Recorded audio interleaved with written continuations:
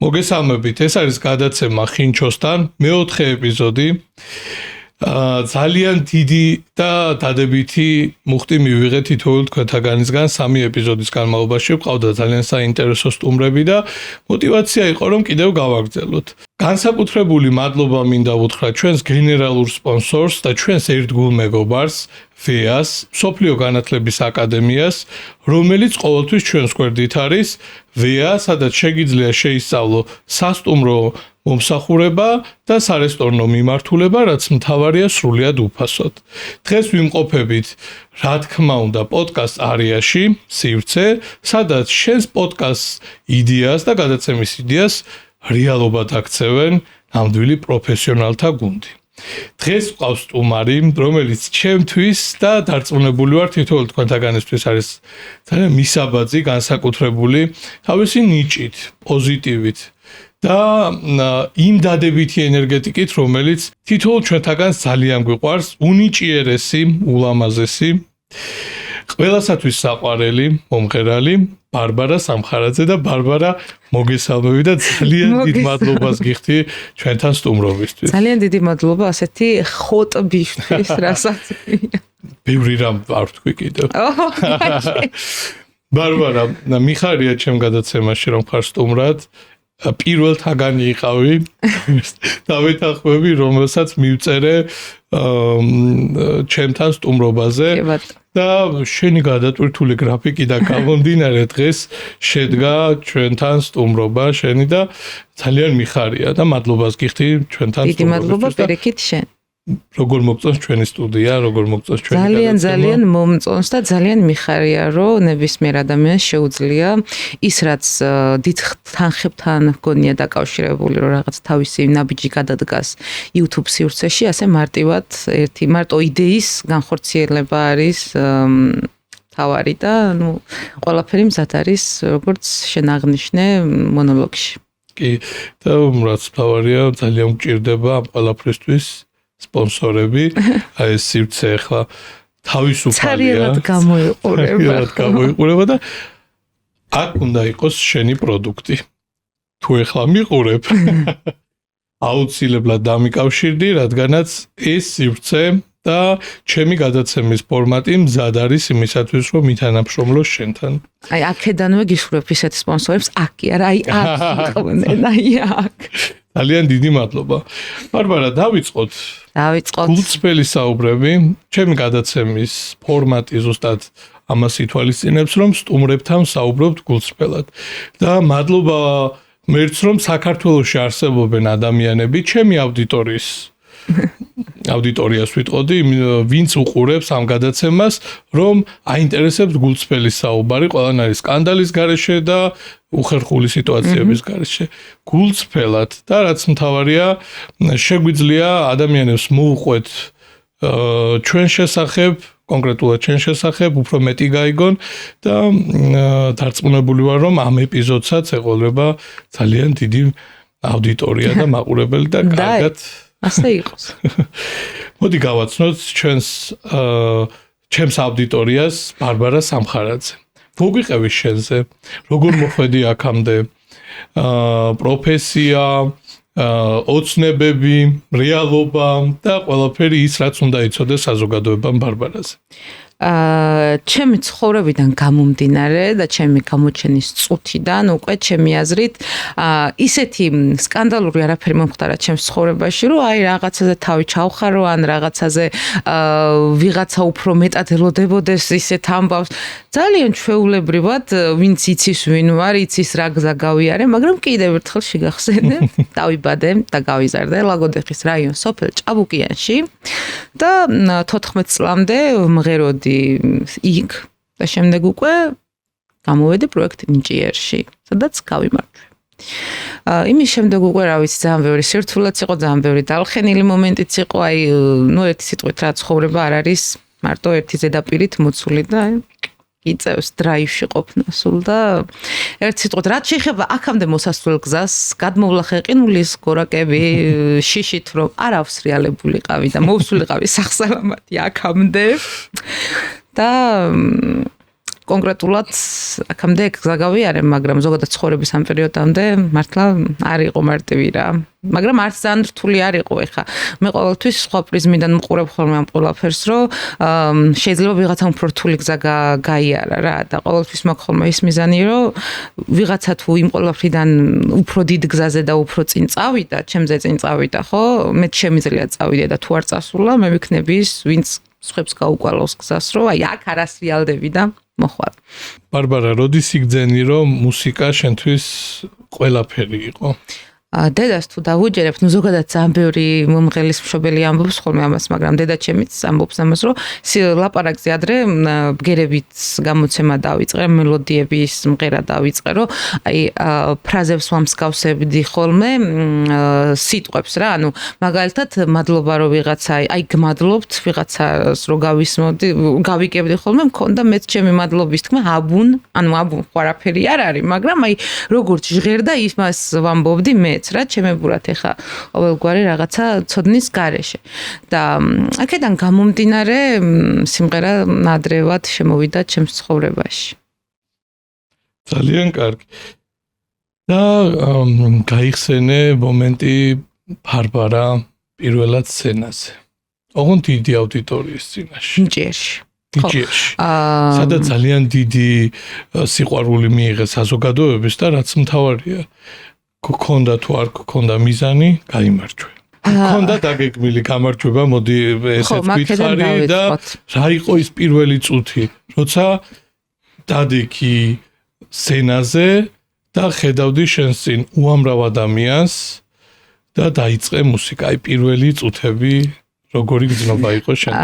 პირველივე, აი სანამ ნიჭიერამდე მიხვალ ხომდე უნდა გაიარო პრეკასტინგი ზოგადად რა შესარჩევი ტური, მაგრამ ეგ დრო იყო უკვე აი ისეთი პერიოდი, რომ ხალხი აღარ მიდიოდა და რეკილზე მიდიოდნენ ძალიან ბევრი ან წინასწარ ურეკავდნენ მონაწილეობის მისაღებად, მაგრამ მე ჩემი სურვილით მივედი ლაგოდეხის პრეკასტინგზე და იქ რომ ვიმღერე, ერთ-ერთი პროდიუსერი გამომყვა, რომ ამ ბავშვის მშობელი ვინ არისო. დედა ჩემი და მამა ჩემი აი რაღაცნა ძალიან უხერხულად ჩავარდნენ, რომ ზოგადად ხიფათიანი ბავშვი ვიყავ ბავშვობიდან და მოყოლებული და ეგონათ რომ ან მიკროფონი გადმოვაგდე, ან დინამიკი გადმოვაგდე, ნუ კარგი არაფერი და აი რაღაცა ორ დიდი ხნის ფიქრის შემდეგ, ნუ ჩვენ ვართო და უპრობლემოდ გადასულები ხართ შემდეგ ტურშიო, ყველაფერი ძალიან კარგად არისო და ნუ ამის შემდეგ უკვე გავიდა რაღაცა პერიოდი ეს გზა მე 9 წლის ასაკშიც გავიარე, პირველად 9 წლის ასაკში ვიყავი პრეკასტინგზე ნიჭიერს, მაგრამ არაფერი არ მოხდა. ჩემი შევსებული ანკეტა დაიკარგა, როგორც მონაწილე აღარცად აღარ ჩანდი თვითონ რუსთაველში რომ დავრეკეთ, მაგრამ აი თუნდაც ეს ამ 14 წლის ასაკში მონაწილეობის მიღება დიდ ორჭოფობას უკავშირდებოდა დედაჩემის მხრიდან, რომ თუ კიდე მსგავსი რაღაცა მოხდებოდა, რომ იმედი არ გამცრებოდა უფრო მეტად რა და უფრო მეტად კიდე იმიტომ გავედი, რომ სულ სიმღერა მინდოდა, აღარ მინდოდა ეს გეოგრაფია, ისტორიის სწავლა, აღარ მინდოდა და მაშინ გამოჩნდა ზუსტად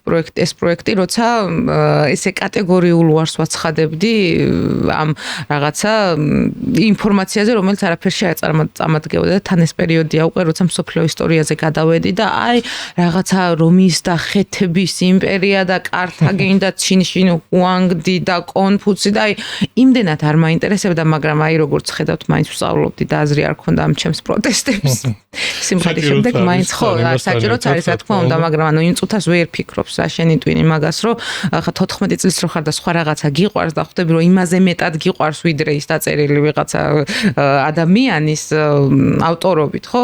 მაშინ უკვე ბაბუაჩემაც უთხრა დედაჩემს, რომ აი მოდი აბა გავიყვანოთო და იმას მაინც გვეტყვიან იმღეროს თუ უფრო მეტად დააძალოს სწავლა და ასე იმის გასაგებად, რომ საჭირო იყო თუ არა გამეგრძელებია უფრო მეტად მონდომებული წერა-კითხვა თუ სიმღერა, რაც მე მიყვარდა, გავედი ნიჭიერში მაგის გასაგებად რა, იმიტომ რომ ახლობელიც არ ამეყავდა, ვინც მირჩევდა, რომ აი ხო კარგად მღერი და გააგრძელე, ვინც მოისმენდა ხოლმე ჩემს ნამღერს, ყველა ამბობდა, რომ მე უფრო დიდი აუდიტორიისთვის უნდა მიმღერა და უფრო დიდი სცენებისთვის უნდა დახარჯულიყო ჩემი ენერგია სიმღერაში და მაშინ მე უკვე როცა მივედი ნიჭიერში დამირეკეს დაფხულში რომ აი ბარბარა გადასულ ხარ შემდეგ ტურში და რეპეტიციაზე უნდა მოხვიდე, აი ეგ იყო რაღაცა სასწაული დღე ჩემთვის, აი საოცარი დღე იყო რა. თან იმდენი ადამიანი გულშემატკივრობდა თვითონ რაიონიდან, იმიტომ რომ ახალი დაწყებული მქონდა რაიონის კონცერტებზეც მონაწილეობის მიღება და ვინც მხედავდა, ყველა თან ხვდებოდა იმაზე, რომ ეს ყველაფერი მარტო ლაგოდეხის აუდიტორიისთვის არ იყო განკუთვნილი და ბევრად მეტ ადამიანს უნდა ენახა. და იმ მაგ დროს გამოჩნდა ნიჭიერიც და კიცით მე რაც მოხდა, მაგრამ აქვე ვიტყვი იმასაც, რომ იმ დღეს ვფიქრობდი ჩემ სტუდიას ვალაგებდი რა და ვფიქრობდი ერთ რაღაცაზე, რაც არც ფიქრად და აზრად გამიელვი აქამდე და არც არსად მithქვამს და აი შენთან დავაფიქსირებ, როცა პროექტში ხარ, მუსიკალური პროდიუსერები არიან ამ პროექტის, რომლებიც გეხმარებიან სიმღერის სწავლაში რა და როცა ნაცნობებზე და ახლობლობაზე მიდგება ხოლმე საქმე ცოტა ვუარყოფ ამ ყველაფერს, იმიტომ რომ ჩემ შემთხვევაში იმდენად არ ვიცოდი სად მივდიოდი და იმდენად არ ვიცოდი იქ რა ხდებოდა, მამაჩემ აიღო ბანკის ვალი იმისთვის, რომ გვეგონა მუსიკალური პროდიუსერისთვის უნდა გადაგვეხადა თანხა იმისთვის, რომ მე მოვემზადებიერა და ბოლო მომენტამდე აი რო ბოლო რეპეტიციამდე გვეგონა ოჯახს, რომ რაღაცა დროის შემდეგ უნდა აგვენაზღაურებია ის რაც თვითონ პროექტში შედიოდა რა პროექტის ნაწილი რო ხარ გამზადებენი კი ხარ რა თქმა უნდა. აი ეს იმდენად არავინ მყავდა რომ არ ვიცოდით და ეხლა მე რო ვიღაცა მეტყვის რომ აი ნაცნობობით გაიქაჩა და ნაცნობობით ქნა რაღაცა ცოტა სირცხვილია ეგ ყველაფერი და აი საიდან მოვიდა ეგაზე რომ აი უკვე ჩემ სტუდიას 10 წელში უკვე ჩემ სტუდიას ვალაგებ ხდები და აი ჩემი მოსწავლეები მივიღე და 10 წლის უკან ეს ყველაფერი არც კი ვიცოდი რომ რეალურად თურმე პროექტის ფარგლებში შედის ის რომ შენ მოგამზადონ და არა ის რომ ფული უხადო მასწავლებელს რომელიც ამ პროექტში არის თვითონ და აი ძალიან რაღაცა აი შეჯანჯღარებასავით იყო ჩემთვის რომ უცნაურია ცხოვრება რა ძალიან საინტერესოა და ასევე მაინტერესებს როგორც აღნიშნე პირველი უარი მაგრამ მეორედ მაინც გახვედი. შესაძლოა იქ საუბრობდი რომ მშობლებიც ამბობდნენ რომ მოდი კიდე გავრისკოთ და კიდევ ცადოთ და გავიგებთ რეალურად უნდა იმღეროს თუ არ უნდა იმღეროს პარპარამ და აღმოჩნდა რა თქმა უნდა იმღეროს. აი შენი გრძნობა როგორი იყო პირველი უარის შემდეგ და არ დაკარგე мотиваცია.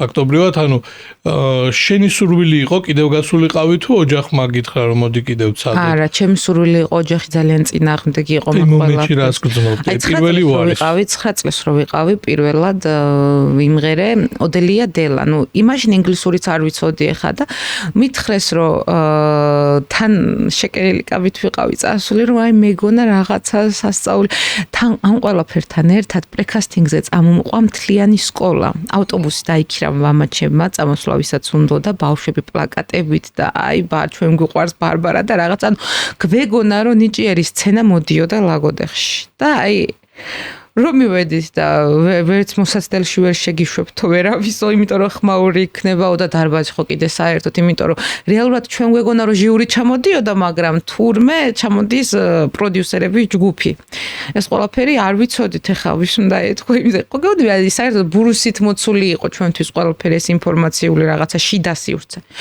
და იქ მითხრეს რომ ინგლისური სიმღერა იციოს შემდეგ ტურში რო გადაგიყვანოთ და გადავიყვანეთ და ვისწავლი მეთქი აი როგორი უცნაურია კიდევ ერთხელ ცხოვრება ამას ხაზს კიდევ ცხადად გაუსვამ. მაშინ ვისწავლე ეს რომ მითხრეს, რატომღაც ჩემო მუსიკის მასწავლებელმა ვინც სკოლაში მასწავლიდა, ეგ იყო ამ ყველაფერში აქტიურად ჩართული, ახალგაზრდა გოგო იყო, მაიკო, მოკითხო მაიკო მასწავლებელს, იმიტომ რომ მაგ სკოლაში რო გადავედი, შემდეგ უკვე მაიკო მასწავლებლის საშუალებით მომეცა იმისი შანსი, რომ უფრო მეტად მემღერა, თუნდაც სკოლის ღონისძიების კონცერტებზე გამოსულიყავი რა და სკოლის რაღაც კონცერტებზე მემღერა. აპარატურაც იყო ამის, ამ აპარატურის მართვაც იცოდა და ну ერთი სიტყვით ეს ყველაფერი უფრო მარტივი იყო ახალ სკოლაში როცა გადავედი. შემდეგ უკვე ამ მაიკო მასწავლებლის საშუალებით ავარჩიეთ სიმღერა, თან მაშინ იყო როგორი ინტერნეტიც მაგთი ფიქსიდან რო აერთებდი რა, კაბელით და ერთი წუთი რო ერთი თეთრი ღირდა. და აქედან დაწყებული მე უკვე ავარჩიეთ სიმღერა I will survive. რაც მე ვიმღერე რეალურად 14 წლის ნიჭიერში და რაც ყველას ახსოვს და შერის strong enough. დავიწყე მომზადება ინგლისურ რის მასწავლებელთან, რომ ეს ორი სიმღერა მესწავლა. 10 გაკვეთილში უკვე ამ ორ სიმღერას 9 წლის ბარბარა მოუგრიხა კისერი და ველოდებით ახლა ზარს როდის დარეკავენ, იმიტომ რომ აღფრთოვანებულია ყველა ჩემით, რას ლაპარაკობ, ყველა ბედნიერია და ყველა ამაყობს იმით, რომ აი ბარბარა შემდეგ ტურში გადავიდა. გადაიწყო უკვე შესარჩევი ისინი რა, კასტინგები, ვისაც ყურება უნდა გამოაცხადეს ტელევიზორით და ზარი არ ისმის ჩემს ტელეფონზე მაინც. თან პლუს ამას მითითებულია 3 ნომერი, არც ერთ ნომერზე არ რეკავენ და მე ბაბუებჩემა დარეკა. დედა ჩემის მამამ, რომ ბავშვო მედალიც მიცესო მე ვარ ნიჭიერი რაღაცა პინები მოგცეს რა, გულსაბნევები და ეს აქვსო, ის აქვს, არო ბარბარა სამხარაძის ანკეტა არ იძებნება საერთოდ. რომ შევსებული აქვს ანკეტა, ვიდეოც არ არისო და ერთი სიტყვით აი ეგ იყო იმედგაცრუება, მაგრამ ის რომ ამ ყველაფერმა ჩემი სიმღერის ხალისი დაკარგა, არა. იმიტომ რომ ეს სიმღერა იმდენად მოტივაცია მოგცა. მე აი ვერ ვხვდებოდი რა მომცა რა როგორ რანაირად, იმიტომ რომ აი უბრალოდ არ მოხდა და მორჩა ეხა მაგაზე ფიქრი და დარდი 9 წლის ასაკში ძალიან ბევრი იქნებოდა ჩემთვის რა და всё, მაგრამ 14 წლის ასაკში აი დედას ეს ყველაფერი ახსოვდა მაინც და ეშინოდა რომ აი ეს ასაკი უკვე ის ასაკია რომ შეიძლებოდა სიმღერის ხალისი სულ გამქრობოდა რა, გამქრალიყო ჩემი ხასიათიდან გამომდინარე და აი ეს ყველაფერი არ უნდოდა რომ დამეკარგა, მაგრამ დამეკარგა კი არა, სხვებს ვაძლევ იქით ახლა დღეს უკვე რჩევებს და мотиваციას რომ არაფერში არასდროს არ უნდა დანებდნენ. ნამდვილად გეთანხმები და საუბრის დროს აქტიურად ახსენებ თან მთელი ემოციებით ოჯახს. მამას, დედას, ბაბუას, რომელიც შენი მთავარი მხარდამჭერები იყვნენ მაშინაც და დღესაც. კი ბატონო, მაგრამ არ უნდა როგორ მიიღეს თავიდანვე, აი ის როცა უკვე დიდი აუდიტორიის წინაშე წარსდგა ბარბარა და 14 წლის ასაკში და იქ იყო ძალიან დიდი აპლოდისმენტები და რა თქმა უნდა შემდეგ ტურში გადასვლა. აი ოჯახის რეაქცია, ოჯახის ემოციები. აი რეალურად ჩემს ვიდეოს ვინც უყურებს ნიჭიერის ვიდეოს, იქ პირველივე კადრში ჩანს წითელ მაისურიანი მამაკაცი, ეგ არის ბიძა ჩემი. შემდეგ ჩანს დედა და მამა. ჯერ გამოსვლას როგორი ოვაციებით ხვდებოდნენ ამ ყველაფერს და იცი რა არის, აი თუნდაც ოჯახი, მე არ შემიძლია დავკარგო ის, რომ აი ხო ეს ცალკე სკოლის პერიოდში ვიყავ, ეს მაიკო იყო ჩემთვის ნათელი წერტილი, მაიკო მასწავლებელი, რომელიც ამ ყველაფერს ესე მიმარტივებდა და ხელმისაწვდომს მიხდიდა, რა თუნდაც კონცერტებზე მონაწილეობას. შემდეგ მისი გათხოვების შემდეგ ჩემადამაც უკვე სკოლა დაამთავრა, არასამთავრობოც ჰქონდა მაიკოს და იმის კონცერტებზეც გავდიოდი ხოლმე რა და როცა უკვე დროც გავიდა, მაიკოც დაოჯახდა, ჩემადამაც სკოლა დაამთავრა, უკვე ჩემს დას ჩამოქონდა ხოლმე ფლეშკით სიმღერები, რასაც ვსწავლობდი, იმიტომ რომ კომპიუტერი ჩემადამ წაიღო და ეს კომპიუტერიც კარგი სწავლისთვის მიცეს ჩემს დას და მაგ კომპიუტერით ვსწავლობდი ხოლმე ბევრ რაღაცას. როცა უკვე მას დაჭირდა და წამოიღო თბილისში, მარტო ამ ფლეშკით ჩამოქონდა ხოლმე სიმღერები და მე ფაქტობრივად ჩემი გემოვნება კი არ მქონდა, იმას ვსწავლობდი, რაც ჩემს დას მოსწონდა რა და რასაც თბილისი უსმენდა მაშინ, ასე რომ ვთქვათ. და აქედან გამომდინარე კი ჩემი დისწვლილი, აი პირველი საფეხური იყო მაიკო და შემდეგ უკვე ჩემი დაიყო, ვინც შემოვიდა ამ სივრცეში და ჩემს მუსიკალურ განვითარებაში ძალიან დიდი როლი ითამაშა. და მშობლები, რომელიც ხო, მშობლები მუსიკალური განათლება არ ჰქონდათ ჩემს მშობლებს და მაქსიმალური მხარდაჭერა შეძლოს ტაშის დაკვრა იყო სიმღერას რომ დავასრულებდი. და мотиваცია რომ შენ. ხო, ანუ мотиваცია ვერ ვიტყვი, იმიტომ რომ დედა ჩემს სულ ეშინდა, დღემდე ეშინია და დღემდე ღელავს იმ ყველაფერზე. ხო, რომ არ მტკენოდა და პლუს ამას კიდე აი რო არ დაიღალო, რო არ ინერვიულო, იმიტომ რომ ხა დედა ჩემზე კარგად არავინ არ იცის ჩემი ხასიათის სიფაქიზე რანაირი არის რა და აი ერთი ნიავის დაბერვით შეიძლება რომ რაღაცა ის გულის სიმები ჩამიწყდეს რა, განადავნებდე და რაღაცა უბრალოდ მეწყინება არ შემიმჩნევ, მაგრამ ეს ყველაფერი ჯანმრთელობას შეეხება რა, ჩემს ჯანმრთელობას ხასიათს ელემენტარული და აი აქედან გამომდინარე სულ იმას ამბობს, რომ მინდა რომ რაც შეიძლება მარტივი გზებით იარო. და ეს მარტივი გზები ზოგადად ეხა წინ არ მიყავხარ მარტივ გზებს რა და მე კიდე სულ ვეჩხუბები და სულ დავაგვაქვს იმაზე რომ არ არის მასე ნუ ამბობ იმიტომ რომ დედის სიტყვებს დიდი ძალა აქვს და არ მინდა ეგრევე მინდა რომ რაღაცა სირთულეები ვნახო ცხოვრებაში რა და ეშინიათ ხო ნუ დედაჩემს მაინც ეშინია რა აი თუნდაც ნიჭიერში რომ გამოვდიოდი ეხა მაშინ 14 წლის ვიყავი ჩემი და უნივერსიტეტში სწავლობდა დედა იყო ხოლმე ძირითადად ჩემთან ერთად და აი კიდე ისეთ რამეს ვიტყვი რომ ეს არცად არ მაქვს ნათქვამი იმ პერიოდში რუსთავიორის სასამართლოები იყო რა დაკეტვა არ დაკეტვაზე იყო საქმე და შესვლის ამბავი სტუდიაში შესვლის ამბავი თვითონ შენობის ეზოში შესვლის ამბავი ძალიან გართულებული იყო რა მაგრამ ეხა იქ მე ვინ ვიყავ ყველა მიცოდა სანამ შესასვლელში რუსთავიორის რავი თუ ვინმე არის ნამყოფი და ეს არის დიდი ხე და ეს რო არის გაკეთებული ქვებით ამაღლებული აი მანდ მიცდიდა ხოლმე დედაჩემი ეზოშიც კი არ უშვებდნენ რომ ეზოში ჩრდილში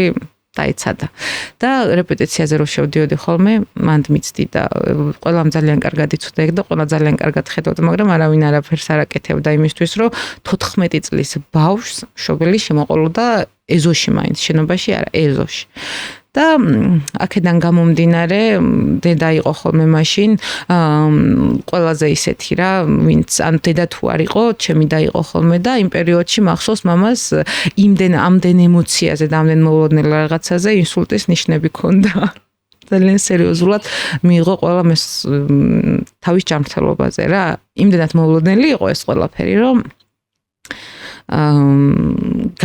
ექიმებში და ჩაწერებზე ერთდროულად დაურბოდით და ნუ ეს ყველაფერი მარტო ეს არის იყო იმ პერიოდში დაემთხვა ჩემი სკოლელის ჩემი მეგობრის გარდაცვალება იმის დაკრძალვიდან ბებიის გარდაცვალება და ნუ ერთი სიტყვით აი სამძიმარი გადაღება დაკრძალვა გადაღება ის ანუ ყველაფერი ესე იყო რა და აი წარმოიდგინე ამ ყველაფრის ფონზე მე მიგზავნიდნენ სიმღერებს ეს უნდა ისწავლო ამ რეპეტიციაზე უნდა მოხვიდე ორი კვირა იყო გასული ჩემი მეგობრის და ბებია ჩემს გარდაცვალებიდან VR family რო ვიმღერე ნახევარფინალში საერთოდ არ მემღერებოდა მაშინ დამეწყო სპაზმები და აი წლების მანძილზე აი მართლა წლების მანძილზე ვებრძოდი ამ ყველაფერს რა იმიტომ რომ ვერ გამოვუშვი მაშინ ის მწუხარება რა მწუხარებაც უნდა გამომეშვა იმიტომ რომ აი გადაღებებზე ჩაწერებზე ინტერვიუებზე მივდიოდი ხოლმე იცი როგორ აი 15 წუთში აი ტაქსით რო გავდიოდი ხოლმე 15 წუთში დედაჩემი 1-3-4 მირეკავდა რომ ხო კარგად ხარ რა გჭირს იმიტომ რომ ღებინების შეგრძნებები მქონდა მაშინ სახელიც არ ვიცოდი რა იყო და ეს არის თუნდაც პანიკური შეტევა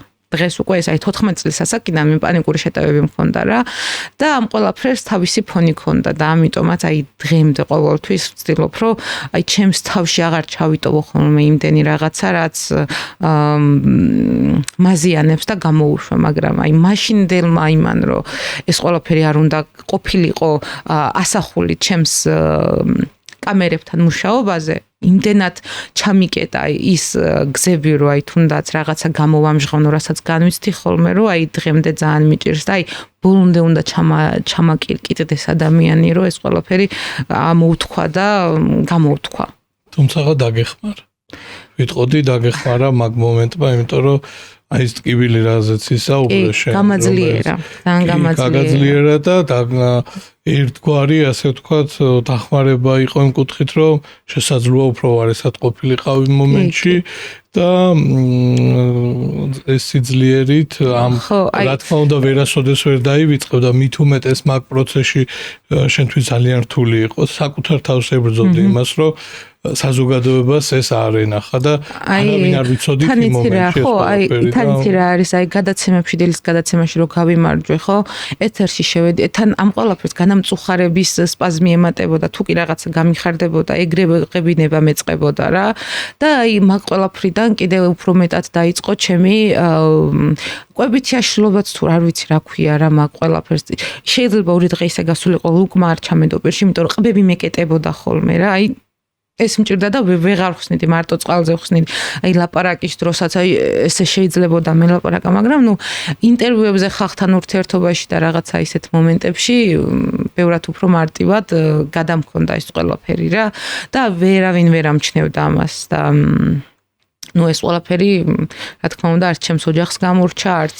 ჩემს ჯანმრთელობას გამორჩა და დაგროვდა და ყველაფერი გადალახა. ну აი ზუსტად ეგ არის, რომ დღეს უკვე ყველაფერი გადალახულია, ვსიო და მე ამაზე მარტო წარსულში საუბარი შემიძლია უფრო თამამად გავცე რჩევები და უფრო თამამად ვისაუბრო იმაზე, რომ ხო არც წარმატება არ არის მარტივი საზიდი ადამიანისთვის, რომელიც ამისთვის მზად არ არის რა.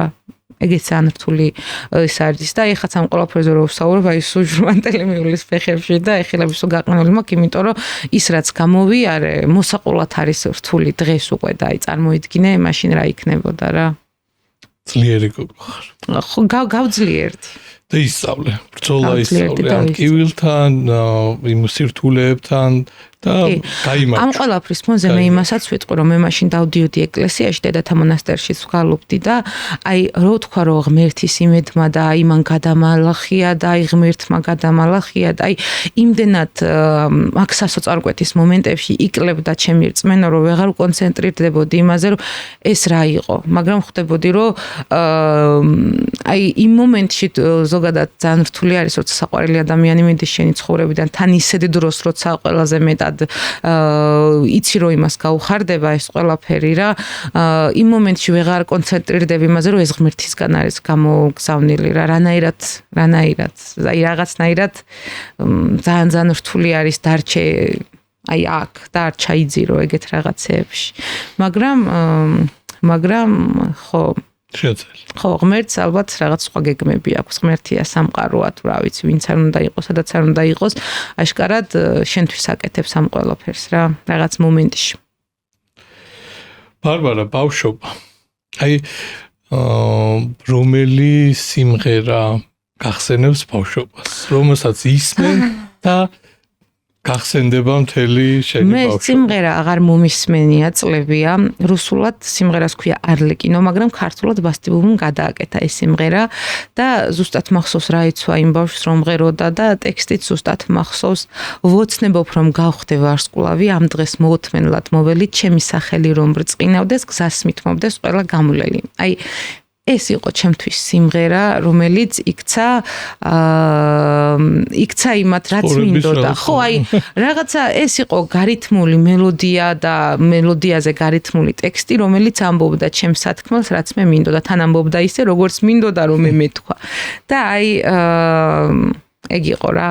ეგ არის არლეკინო არის სიმღერა, ბასტიბუბუს სიმღერა, რომელიც ასახავს იმ გზას, რაც მე მინდოდა მაშინ რა და აი თვალებს რო დავხვჭავდი ხოლმე თან ბავშვობაში მქონდა რა ვიცი რანაირი გამოვლინება არის ეს ახლა დღეს რო ვკითხულობ ხოლმე ცოტა აუტისტური გამოვლინება არის ეს ერთ-ერთი რომ აი ბზრიალი მიყვარდა ძალიან ესე წრეზე ტრიალი მიყვარდა შემეძლო საათებით მეტრიალა აი საათობით მეტრიალა ისე რომ არ ვიღლებოდი და ბებია ჩემი ოთახიდან გადიოდა ხოლმე რომ აი არ მაქო თავი არ მაქვს იმის რო გიყურო რა და აი თან დატრიალების დროს წარმოვიდგენდი ხოლმე დიდ სცენებს, რაღაცა კამერები, თან ამ სიმღერის ტექსტი იწყება ასე ცირკი ანთებს რამპის ჩირაღნებს, ხალხით სავსე არის დარბაზი, სასაცილო ჭრელაჭრულებში არენაზე გაჩნდა ჯამბაზი.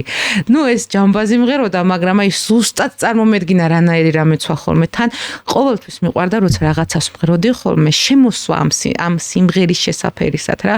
ამ ჭრელაჭრულებში რომ ამბობდი ხოლმე რაღაცა ნაჭრები რო ქონდა ბებოკერავდა ხოლმე და ვიბავდი ამ რაღაცა პატარა ნაჭრებს ესე იმათ ჭრელაჭრულები ჯამბაზი ცხვირზე ვიხატავდი ხოლმე რაღაცა მეც რა ქვია პომადის და ნუ ერთი სიტყვით მაქსიმალურად ვცდილობდი რომ აი როლში შევსულიყავი სისხლით ხორცით და სულით და აი ეგ სიმღერა არის ჩემთვის ბავშვობის ოცნების რეალიზება რომელიც დღეს უკვე შევწელი და თუ გქონდა ბავშვობაში ოცნება, ან დღეს გაქვს, რომელიც ჯერჯერობით მიუღწეველია სცენა, სადაც ხედავს საკუთარ თავს.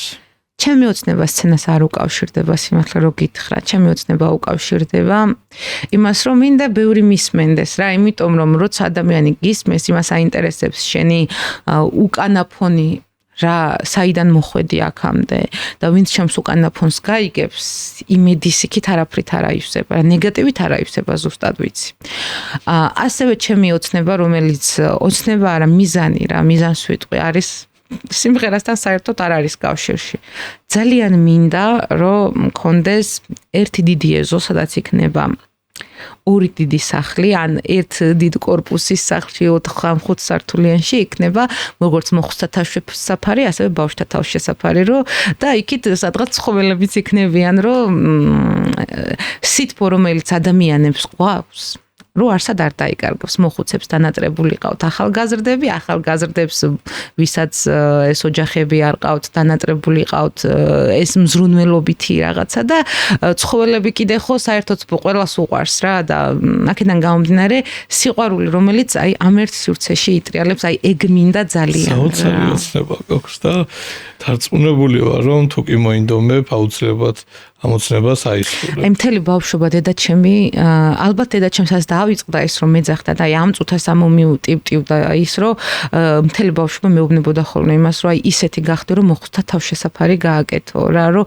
ადამიანების გარანტი იყოს, ანუ არ ეშინოდეთ დაბერებისო რა და იცოდნენ რომ საიმედო ხელში იქნებიანო და აი სულ ამას დამძახოდა ხოლმე რომ აი სადმე ეგეთი რა ადგილი უნდა გააკეთო შენ. იმიტომ რომ ჩემ ხასიათიდან გამომდინარე, ჩემი იმიდან გამომდინარე, სურვილებიდან გამომდინარე, გულიდან, ბუნებიდან გამომდინარე, რა ვიცი, თავს არ ვხედავ მთლად ბრწყინვალე სცენებზე და იმაზე. მე ყოველთვის იმას ვიძახი, იმისთვის მინდა ბევრი გავაკეთო და ბევრი მქონდეს, რომ განა მე ვიცხოვრო, აი ესე ფეხზე გადადებულ მონდეს. აი უბრალოდ ადამიანებს, ჩემნაირებს, ვინც ვიცი, რომ კარგი გულის არის, კარგი ხასიათის არის, არავისთვის არაფერი არ ენანება, მინდა რომ უბრალოდ ეს ადამიანები, ვინც ან პატარა ასაკში არიან, ან უკვე ისეთ ასაკში, როცა მზრუნველობა ჭირდებათ, მინდა რომ ყავდეთ ისეთი ადამიანი, ვიზეც იმედებს დაამყარებენ რა და რა ვიცი, იმედია მომეცემა იმისი საშუალება, რომ ეს ყველაფერი რეალურად განვახორციელო. ნუ ამ წუთის მონაცემებით, ამ დროის მონაცემებით, ეხლა მე არაფერი არ მიწყობს ხელს იმისთვის, რომ არც ასაკი, არც დრო, არც ფინანსები, რომ ეს ყველაფერი განვახორციელო, მაგრამ ეს არის სადღაც აი 45-50 წლის ასაკში ჩემი ერთ-ერთი მნიშვნელოვანი გეგმა. ამ წუთს ძალიან ბევრ შრომობ. გაქვს შენი სტუდია. ასევე სხვადასხვა ღონისძიებებზე, ქორწილებში, ივენთებზე იწვევენ როგორც მომღერალს. და ასევე ყველანაირად ვცდილობ, რომ შენი შრომა თავისუფალი დროც კი, აი მე რა თქონია კომუნიკაცია, შენი გრაფიკი რომ ნახე, გადატვირთული გრაფიკი გაქვს, მაგრამ მაინც ახერხებ. ყველგან არის ბარბარა, ასე ვიტყოდი. სცენაზე, სტუდიაში, იქ როგორც ვიცი, უკვე აქტიურად იწყებ კომპანიებთან თანამშრომლობას, სადაც შენი აუდიტორიას, ასე ვთქვათ, კარგად წარმოუდგენ. ხო, ეგ მაინც სურვილის დონეზე რჩება, ხო. დარწმუნებული ვარ, ძალიან ბევრი კომპანია, რომელიც ამ ყველაფერს დაორგანიზებს და შენთან ითანამშრომლობს. იცი რა არის ზოგადად აი კომპანიების ამბავიდან რომ დავიწყოთ, ბოლოდან დავიწყოთ და თავში გავყვეთ, კომპანიების ამბავიდან რომ დავიწყოთ, ყველა კომპანიას უნდა ბარტერული თანამშრომლობა რა და ეს ბარტერი რაღაცნაირად ანუ მე იმდენად მთლიანი გულით და სულით ვაკეთებ ყველაფერს, რომ ამაში ფულს ვიღებ თუ არ ვიღებ, ჩემთვის არ აქვს მნიშვნელობა, მაგრამ დღეს უკვე ხვდები რომ პრიორიტეტი უნდა იყოს ის, რომ ავიღოთ თანხა ამ ყველაფერში რა, მაგრამ ამ დროის მონაცემებით არც ერთ კომპანიასთან არ ვთანამშრომლობ, არ მაქვს თავაზები ალბათ მე უნდა მივწეროთ და მოგწეროთ, მაგრამ აი რატომღაც ჩემი ხასიათი და ანუ რა თქმა უნდა, მე ღია ვარ ყველანაირი კომპანიასთან თანამშრომლობისთვის, უბრალოდ აი ვისთანაც მე თანამშრომლი ამ დროის მონაცემებით კომპანია არ ყოფილა ადამიანები, რა ვინც რაღაცას აკეთებდა თავისი შრომით და თავისი რესურსებით რა. აი გაუყიდია პროდუქტი და მოუცია ჩემთვის ის თანხა, რომ აი რაღაცა გამეკეთებია იმაზე და იმის შესახებ უფრო მეც გაეგო, თორე აი აწყობილი კომპანია, რომელსაც ესე მარტივად არ ვიტყვი რა ყველა მუშაობს და ყველა შრომობს, მაგრამ აი აწყობილი კომპანია, რომელსაც შედარებით უფრო აწყობს ძალიან ბევრი მომხმარებელი და ცნობადობა, ხო? საზოგადოებაში ეგეთები არ მომართავენ ხოლმე და მე პირიქით ძალიან ღია ვარ მე ყველაფრისთვის, თანამშრომლობისთვის და მთავარი არის ის, რომ ჩემგან არ ითხოვდეთ გაწერილი ტექსტით საუბარს. მთავარია ის, რომ გულწრფელობა, ხო, აი თავარია გულწრფელობა და გულწრფელი შეფასება ყველაფრის. ეს იქნება რაღაცა სტრუქტურა, სადაც მივალ და გავაკეთებ რეკლამას, ეს იქნება სამშენებლო კომპანია. თან ახლა ჩემს სოფელში რემონტი მიდის და იქ ყველაზე მეტად მაწყობს. ძალიან კარგი. დარწმუნებული ვარ, ამ გადაცემის შემდეგ ბევრი შემოთავაზება იქნება. ბარბარა, საზოგადოებაში, განსაკუთრებით სოციალურ ქსელებში ხდება ბევრი საკითხის განხილვა. პირადი ცხოვრების, კარიერის და ასე შემდეგ. ბევრი ითქვა, ბევრს ამბობენ და ბევრი არის ესეთი თემა, რომელზეც შეიძლება საუბარი არ სურს ადამიანს, მაგრამ აი ვეცდები ამ საკითხს შევეხო. მეც ვიყავ ერთ-ერთი მხარდამჭერი ამ ყველაფრის, ბარბარა ევროვიზიაზე. შენი შეხედულება ამ ყველაფერთან დაკავშირებით და გული გწყდება, მაგრამ აი გულახდილად მაინტერესებს შენგან. თუ საზოგადოება ფიქრობს, რომ ბარბარა წარმატებას მიაღწევს, მით უმეტეს ამ საპასუხისმგებლო მისიაში, სადაც არა მხოლოდ პირადი, არამედ ქვეყნის, ასე ვთქვათ, სახე იქნები და თუმცა არ შედგა ეს ყველაფერი ამ ეტაპისთვის ელოდები და აი ამ საკითხთან დაკავშირებით მაინტერესებს შენი მოსაზრება. ბარბარას რომ დუმებოდა ევროვიზია 2019 წელს არ გავიდოდა ერთ-ერთ პროექტში, სადაც გამარჯვებული მიდიოდა ევროვიზიაზე. ავიღე მეორე ადგილი, წავაგე 2%-ით, მაგრამ აი ძალიან რთული დასაჯერებელია რომ მე პროექტი წავაგე. იმიტომ რომ მე რომ გულშემატკივარი მყავდა იმ პროექტში. ეს არ იყო მოსული იმ პროექტის ფარგლებში. გულშემატკივარი რა. მე მყავდა ჩემი აუდიტორია, რომელიც ამ პროექტს მარტო მაშინ უყურებდა, როცა მე გამოვდიოდი ხოლმე. იქ ვაკონტროლებდი ყველაფერს, ნახვები იყო, რა იყო. ყველაზე მეტი ნახვა ჩემი გამოსვლის დროს ჰქონდა ხოლმე 6,000-7,000 მაყურებელი შემოდიოდა ხოლმე ლაივში. მაგრამ აი ეგ პროექტი რო დამთავრდა, ნუ არაფერი არ მოხდა, პანდემიაც დაიწყო მაშინ და შემდეგ უკვე არ ვიცი, როგორ რანაირად გაჩნდა ის აზრი, რომ ბარბარა უნდა წასულიყო ევროვიზიაზე რა. ამ ყველაფერმა მე შოკში ჩამაგდო, იმიტომ რომ რეალურად არც აზრი გამიჟღერებია სადმე რომ ევროვიზიაზე წასვლა მინდოდა. უბრალოდ ამ ხალხმა თვითონ დაინახა ჩემში რაღაცა ისეთი პოტენციალი, რაც ჩვენი ქვეყნისთვის სარგებლის მომტანი იქნებოდა რა. მაგრამ ის რომ მე ამ ყველაფერზე დამეწყო გადამეტებული ფიქრი, აი ვფიქრობ მხოლოდ იმ მხრივ, რომ ვიჩაგრები თქვა მას მე არ ვიტყვი არასდროს რა. უბრალოდ არ მინდა წავიდე, ვერ ვაჩვენო ის რაც შემიძლია და ჩამოვიდე და ის სახელის დავკარგო, რაც რეალურად დღეს მაქვს რა. იმიტომ რომ ამის ძალიან ბევრი მაგალითი გვაქვს, რომ ადამიანები კი საოცნებო სცენა არის, ძალიან დიდი სურვილი მაქვს წასვლის, მაგრამ არ მინდა თუნდაც ის სიმპათია დავკარგო, რომ აი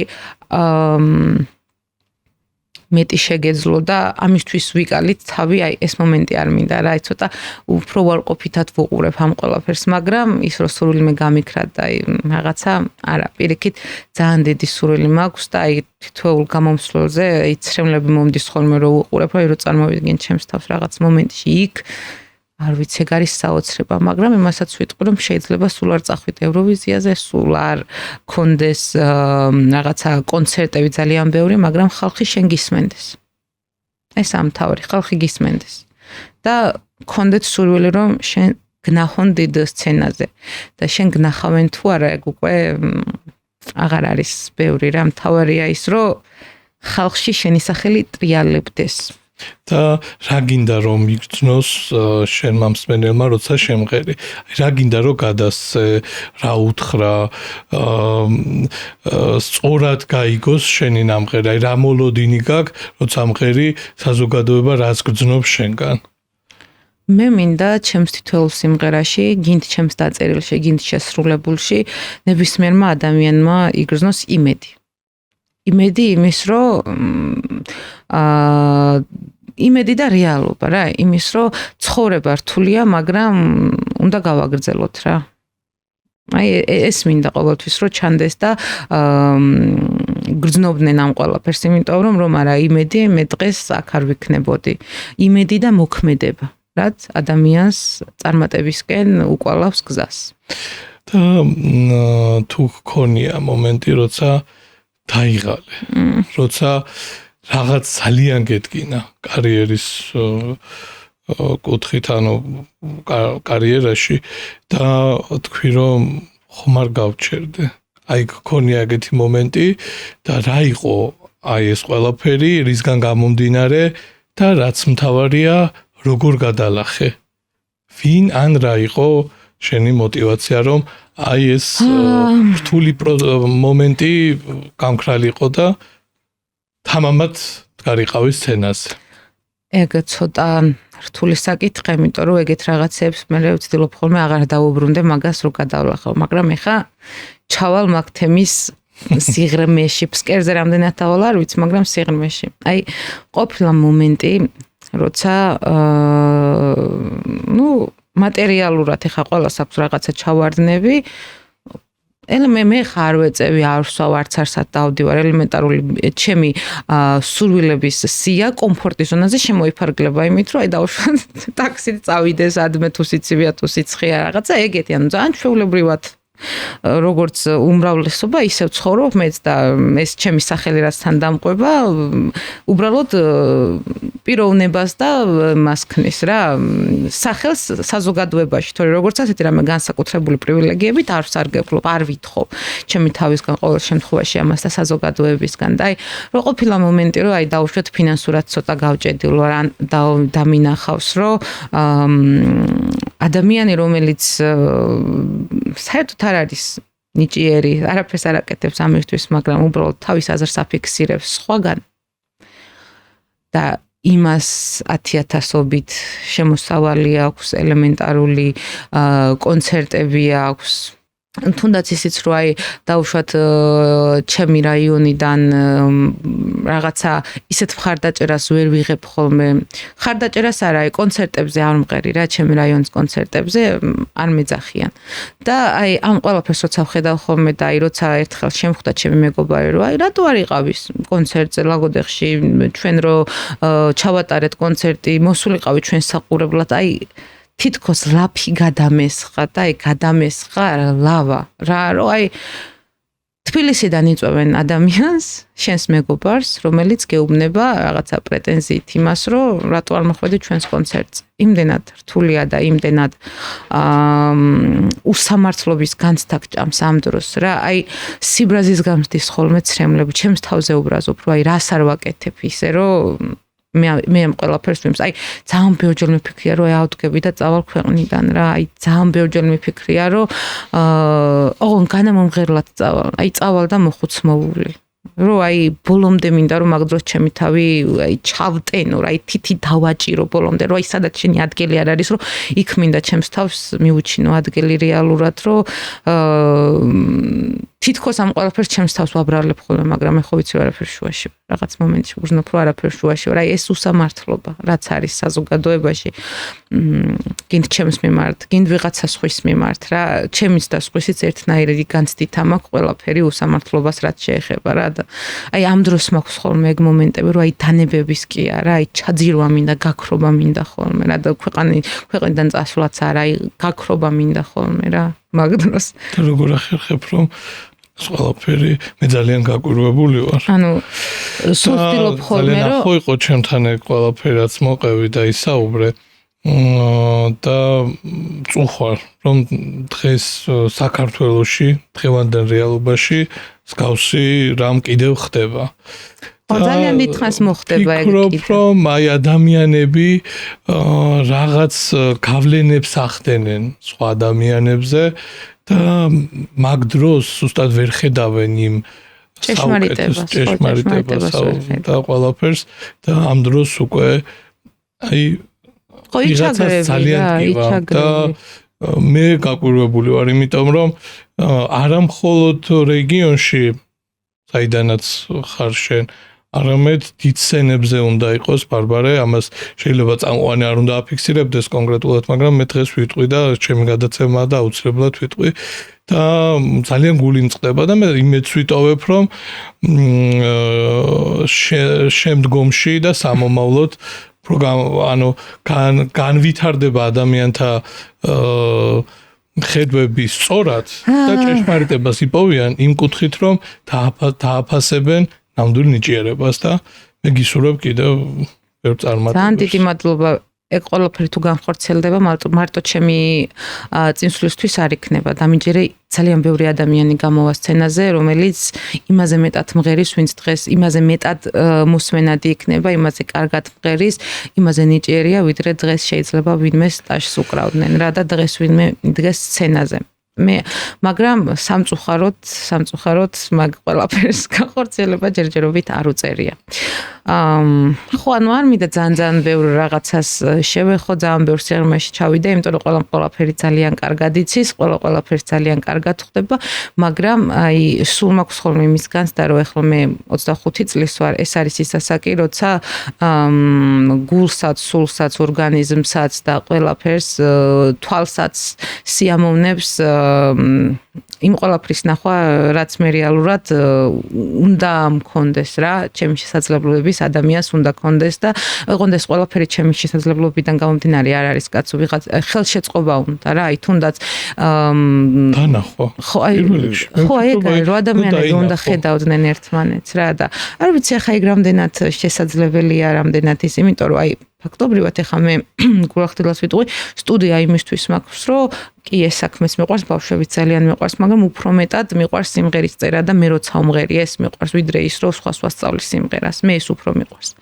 მაგრამ იმის გამო რომ მე არსად არ ვმღერი, რესტორანში მე ვერ ვიმღერებ, აი ჩათვალე რომ იქ ჩემს ემოციებს გავფლანგავ სულ ტყუილად. აი რომ ვიცოდე რომ ყოველ კვირას უნდა ვიმღერო ერთ და იგივე რაღაც, აი მე ვერ შევძლებ მაგას ემოციურ დონეზე რა.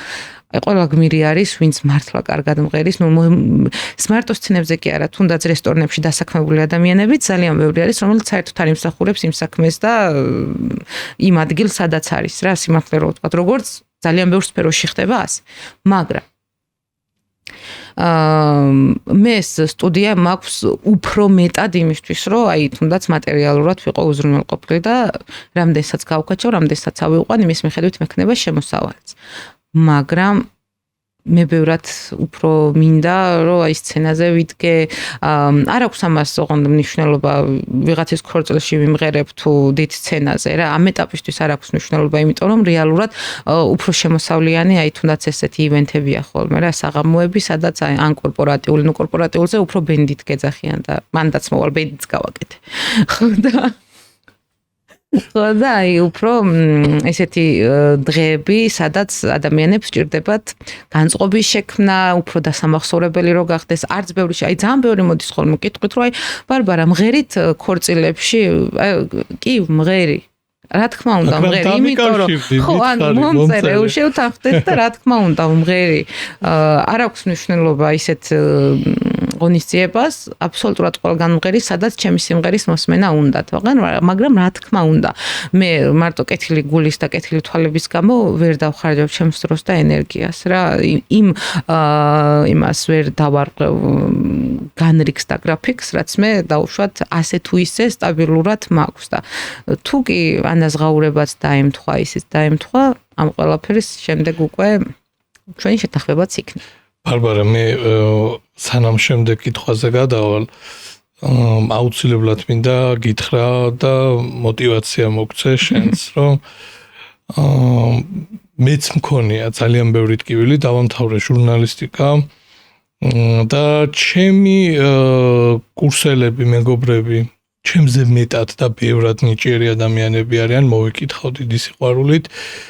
სამწუხაროდ, ისევ მე როგორც მე ახლა ხანს დავიწყე ეს საქმიანობა და ამასთან დაკავშირებით კიდევ აუცილებლად ვიტყვი, არ ჩანს არსად იმის მიუხედავად, რომ უნიჭიერესი ახალგაზრდები არიან.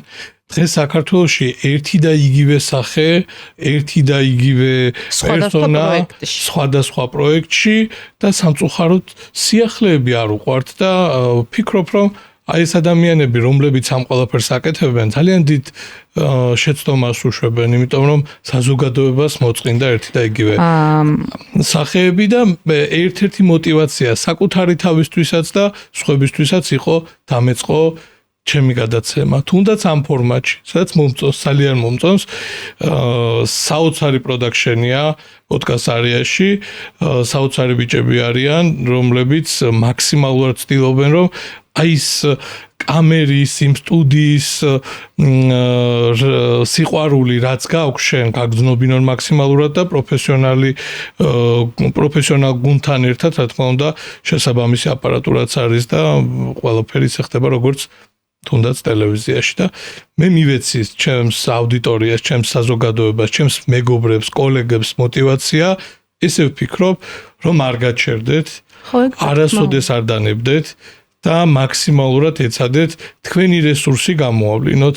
მე დღეს ვსწავლობ, ბევრ რამეს ვიხსენებ, მაგრამ ფიქრობ იმას, რომ ადამიანი არ უნდა გაჩერდეს და მე დარწმუნებული ვარ, რომ შენი ნიჭიერება და ჩვენ ვაღიარეთ, სახალხოდ ვაღიარეთ შენი ნიჭიერება, კიდევ უფრო მეტი დღეს უკვე გაიზარდე უფრო მეტად, კიდევ და უფრო მეტად იმსახურებს არა მხოლოდ ქართულ სცენას, არამედ საერთაშორისო სცენებს და წარმატებებს გისურვებ მთელი გულით და სულით.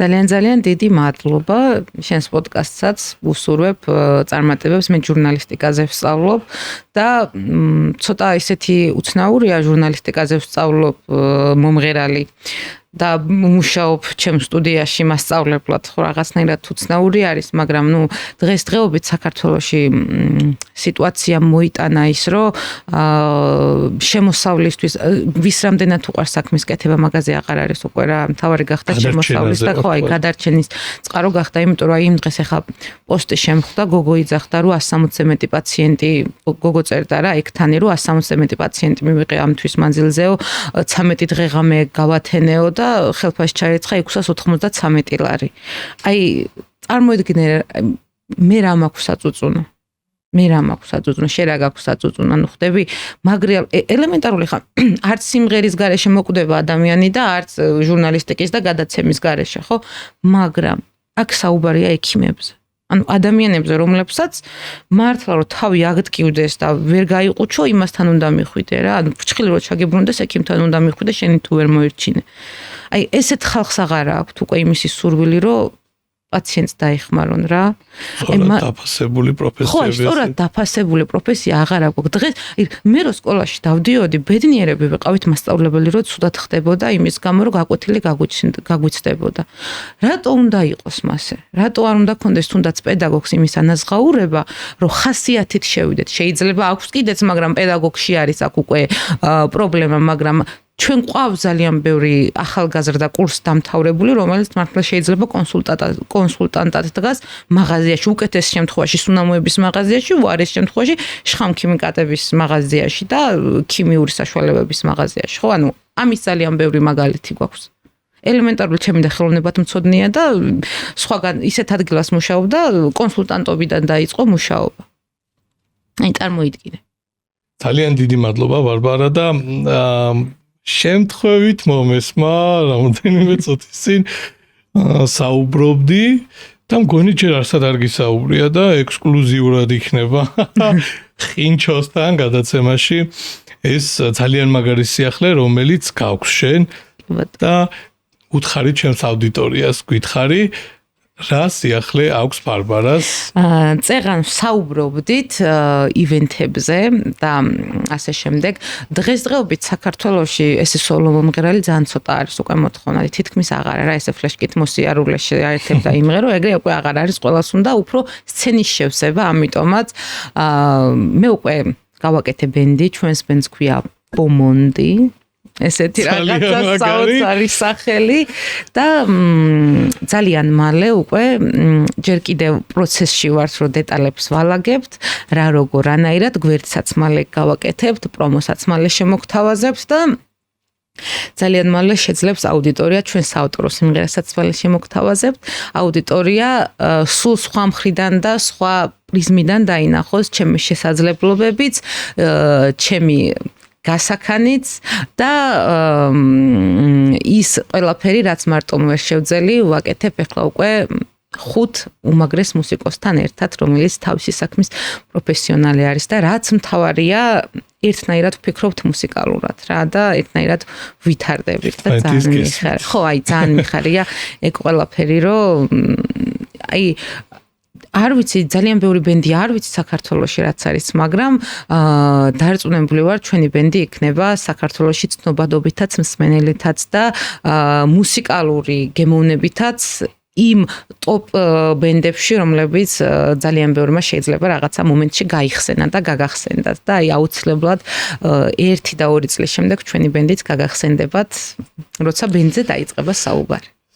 ძალიან დიდი მადლობა ამ ექსკლუზივისთვის, ამ ძალიან მაგარი სიახლესთვის. დარწმუნებული ვარ, შენს მსმენელს ძალიან მოეწონება ეს სიახლე ბომონს.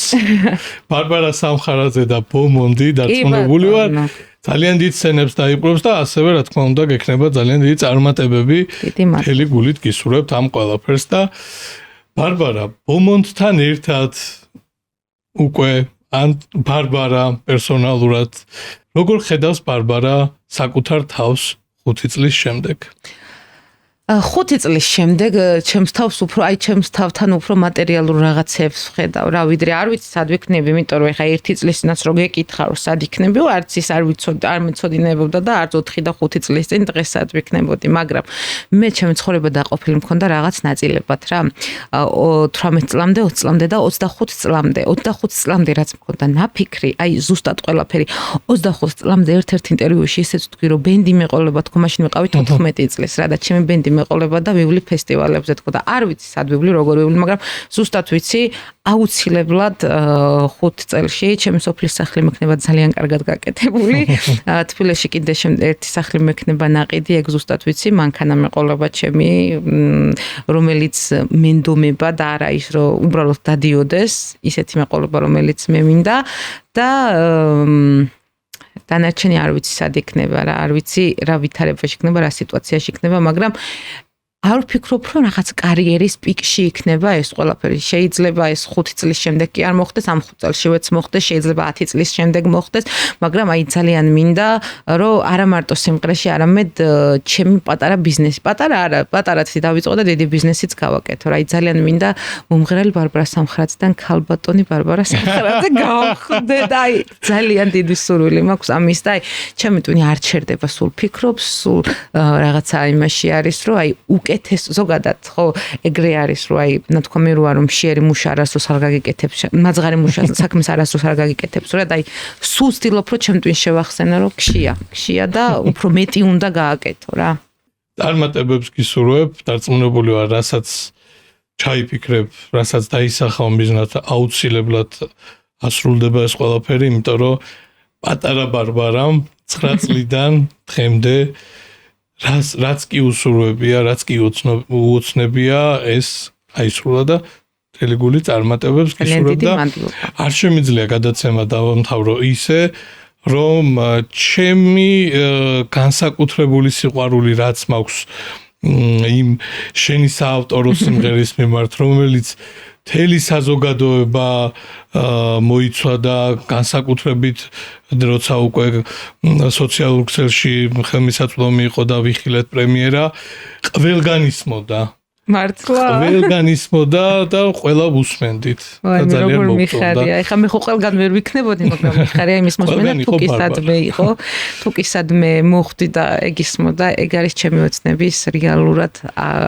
გადაქცევა და რეალიზებაც. და როგორ გაჩნდა ეს იდეა პირველი სიმღერის, როგორ განახორციელე და თუ აპირებ ბენდთან ერთად ან პერსონალურად კიდევ ახალი სიმღერის ჩაწერას სოციალურ ქსელში ძალიან ყოველდღიურად ნახულობ ჩვენს ასე ვთქვათ კარგ ნამუშევრებს, მაგრამ აი ეს პროფესიონალურ ჩაწერით და ასე შემდეგ როგორ ხდება მაგ სიმღერის იდეა რეალურად მაშინ გაჩნდა, როცა მე იმ პროექტში წავაგე და სახლში ვიჯექი 6 თვე არსად არ გავდიოდი, არც მაღაზიაში, არც აივანზე, აი აბსოლუტურად არსად არ მივდიოდი რა, მარტო სახლში ვიჯექი და აი თვითგვემა მქონდა რა, ისევე ჩემს თავს ვჭამდი. აი მართლა ბოლომდე ვჭამდი ჩემს თავს როგორც შემეძლო იმ მომენტში აი ვკითხულობდი ისეთ წიგნებს რომ აი აუარესებდა და აი ნავთს სასხავდა ნავს კი არა აი ბენზინს სასხავდა იმაზე რა ქვია ჩემს ფიქრებზე და წარმოდგენებზე რა და აი ძალიან რთული იყო მაგ ყველაფერთან გამკლავება მაგრამ მე ერთ დღესაც მოვიდა Oceanside ჩემამდე და მივხვდი რომ უნდა მეთქვა ჩემი სათქმელი სიმღერით და დავწერე და თურმე ძალიან ბევრს ქონია მსგავსი რაღაცა გასაზიარებელი და რო გაიაზრეს და რო მივხვდნენ რაც იყო აი აბსოლუტურად ყველა ვინც იცოდა ინგლისური ვინც არ იცოდა აბსოლუტურად ყველა ჩაწვდა იმ სათქმელს რაც მე ამაში ჩავდები და ძალიან მიხარია ეგ ყველაფერი და აი ძალიან მიხარია რომ ისეთი აუდიტორია მყავს რომ იაზრებს იმას რასაც მე ვწერ რა აი არა აქ ის მომენტი რომ აი იქ ხმა რატო არ აწიე აქ ხმა რატო არ დაწიე იქ ის ნოტი აგეღო აი ეგ მომენტი არა აქ რა აი ბოლომდე იაზრებენ რასაც მე ვაკეთებ და ხვდებიან რომ ხო აი ეს ასე უნდა იყოს და ეს ბარბარას შექმნილს გავს აი ამას ხვდებიან რა ჩემს კი იდენტობას ხედავენ ჩემსას ჩემს შემოქმედებაში და ეგ ყველაზე მნიშვნელოვანი არის ჩემთვის რომ ის რასაც ვაკეთებ ეტყობა ჩემი კვალი ძალიან ბევრ ადამიანს ეს სიმღერა რაღაც აპთან გონია და გონია რომ ეს ქვია მაგრამ რეალურად სიმღერას ქვია Oceanside მაგრამ Oceanside რეალურად არის ეს I am giving up even I don't want my mind is screaming why can't you see ocean is deep and that's what I feel აი ეს არის ეს ძალიან მადლობა ბარბარა ახლოდან მოსმენილი კიდევ სხვა დღესასწაული ყოფილა და სხვა შორის ჩემს ბენდთან ერთადაც ვაკეთებ ამ სიმღერის სხვა ბენდის ვერსიას და ვისაც მოსმენა მოგინდებათ მე პრეზენტაცია რო გვექნება კიცით რა უნდა ქნათ ჩვენ სადვართ ჯერჯერობით დიდი აუდიტორიით არა მაგრამ მთელი გულით მზადვართ ასევე ძალიან დიდი თხოვნა მაქვს შენთან და შევპირდე თუ კი საშუალება იქნება ამის და სურვილი თუ იქნება რა თქმა უნდა ამ გადაცემის შემდგომ უკვე დასასრულს მივახავ და 1 წლის თავზე შენ ბენდთან ერთად რა თქმა უნდა გადაცემა ხინჩო საიუბილეო ღონისძიებაზე აუცილებლად მინდა რომ იყო ჩემი კი ბატონო ხა ბენდის შემადგენლობაზე არ ვიცი ხა შეიძლება სხვა გეგმები ქონდეს მაგრამ პირადად მე როგორც მომღერალი ბარბარა სამხარაძე ამ ბარბარა ბომონთან ერთად აუცილებლად ვიქნებით შენს საიუბილეო ღონისძიებაზე სადაც არ უნდა იყოს მან ბარბარა დასასრულს მინდა რომ თუ კი დაგრჩა სათქმელი და ძალიან ბევრი იქნება ესეთი მაგრამ აი ხა უცებ რაღაცა გულთან გონებაში ამოტივტივდა ის რომ ვერ თქვი და კიდევ გინდოდა რომ გეთქვა მიმართე ჩვენს აუდიტორიას და შემსმენელებს მე აუდიტორიას მივმართავ რომ დღეს ვიყავი ძალიან გულწრფელი აუდიტორიას კი გიყურებთ მაგრამ ეხლა ხინჩოსთან არის ეს საუბარი მე აქედან რო წავალ დღეს რო დამეძინება ერთი ფიქრიც არ მომიტივტივდება იმის შესახებ ნეტა ესეც მე თქვა თქო ვიყავი სრულიად გულწრფელი და ეს იყო ის გადაცემა რომელიც ორივეს გვინდოდა რომ ყოფილიყო რა და აი აბსოლუტურად არაფერი აღარ დამრჩა სათქმელი რაც შეიძლებოდა არ გეკითხა და მე ეხლა ამ მონაკვეთში მე თქვა გისურვებ ძალიან ბევრ წარმატებას გისურვებ ყველაფერს საუკეთესოს გისურვებ ძალიან ბევრ სპონსორს და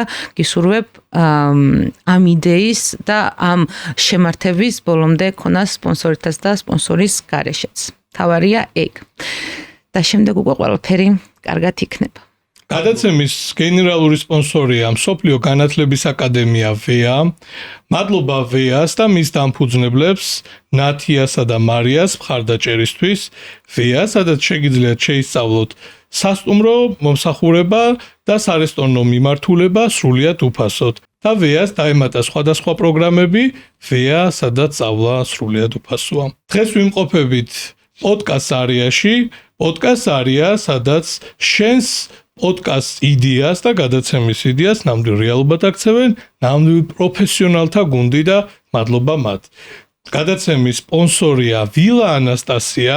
ვილა ანასტასია ბარბარა მდებარეობს თბილისთან ახლოს, საგურამოში, სადაც კორპორატიული საღამო, დაბადების დღე, ქორწილი, ნებისმიერი ღონისძიება საუკეთესოდ ჩაივლის პროფესიონალთა გუნდი, საოცარი სივრცე, შიდა და გარე სივრცე, ღია აუზი, 7 ნომრიანი სასტუმრო, საუკეთესო რესტორანი, საუკეთესო და უგემრიელესი კერძებით. ვილა ანასტასიამ გადმოგცა 30%-იანი ვაუჩერი. ძალიან დიდი მადლობა. დარწმუნებული ვარ, რომ სასიამოვნოდ გაატარებ დროს და აუცილებლად შევხვდებით ვილა ანასტასიაში ერთმანეთს. კი ბატონო. მადლობა ვილა ანასტასიას. გადაცემის სპონსორია Georgian Medical Service. Georgian Medical Service გთავაზობთ სამედიცინო აღჭურვილობას მსოფლიოს წამყვანი მწარმოებლებისგან კლინიკებს, სამავთყოფოებს, ლაბორატორიებს, საექიმო კაბინეტებს და რაც მთავარია პერსონალურად. მათ მიერ შემოთავაზებული სამედიცინო აპარატურა და ერთჯერადი მომსახურების საგნები აღიარებულია მთელს მსოფლიოში. Georgian Medical Service 2 ფილიალით არის თბილისში წარმოდგენილი, ლუბლიანას 34 და ლუბლიანას 38-ია. ბარბარა, მადლობას გიხდით ჩვენთან სტუმრობისთვის. თქვენ კი დაელოდეთ ყოველ პარასკევს 21 საათზე ხინჩოსთან.